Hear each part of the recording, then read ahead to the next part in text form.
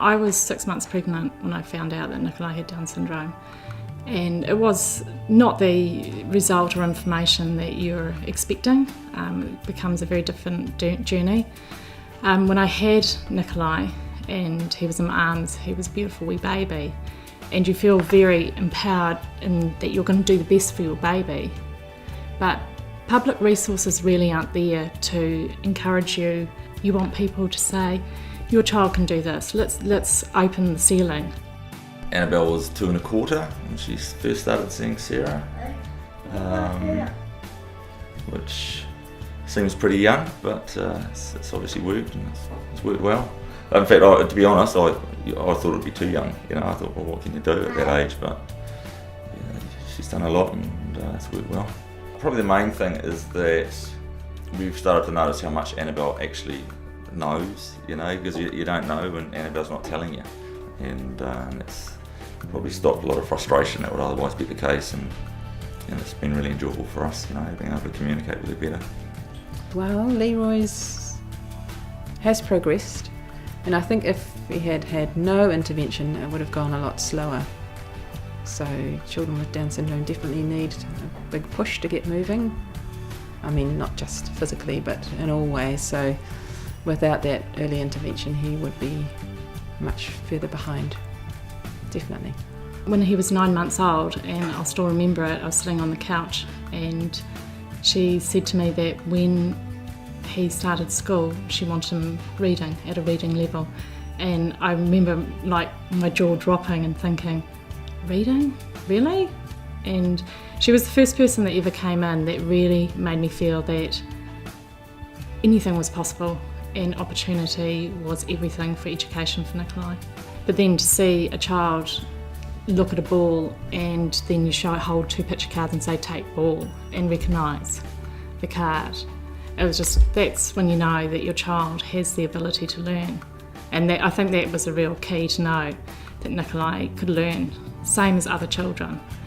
And just having someone come in and say that your child can do things. Oliver has been a child also with some other interesting factors that have made it difficult for him to learn, and those again have been sensory issues. So he was a challenging child for me to work with, and a really interesting child. I think what's important is that all the children you work with always teach you something new. Our initial sessions, Sarah used to come and he used to just cry for most of the session, but now, as you can see, he'll go through with Sarah. He's happy with Sarah, he's comfortable with Sarah. He can read, count to 10. But interestingly enough, in the last 18 months, he started to try to talk and make sounds, which is very, very exciting. I think a lot of that has come about from the reading we've been doing, which we know is a strength for children with Down syndrome. He clearly is reading words and clearly understands things. He has a lot of difficulty, again, with fine motor control and executing handwriting. But for children like Oliver, thankfully, in this wonderful IT age we're in, there's going to be lots of assistive technology to assist him and help promote his language development in the classroom. When you sit here and sometimes you think you don't see much going on. How much is happening? It's a few words, and it's but bit by bit you don't really recognise what's going on. But as you see it over time, and you see Annabelle sort of come out of herself and pick up some skills. A child like Annabelle has a very large receptive language, which means she understands a lot. She was managing to follow what we call a 3-part verbal direction really well, which is very, very big for a child that's about to start school. She's 4 going on 5. So within the work that I do with the children, we start basic movement strokes very early in life, because it's going to take a long time to train the brain to remember, how do I do a straight line, or how do I go across. But she's actually doing very, very well with recognising basic words. So she'll arrive at school with probably between 70 to 100 words that she can read and know what they mean. When he was 4, he was starting to know his alphabet and read words.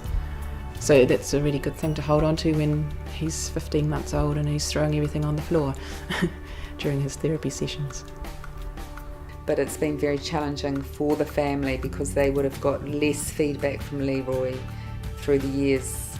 But I think one of the interesting things, and this is very typical of children with Down syndrome, is that whilst they may not give you anything back, they're actually learning and absorbing a lot of information, and it eventually does come out. He's actually using really good sentences now, reading, just absolutely doing amazing actually.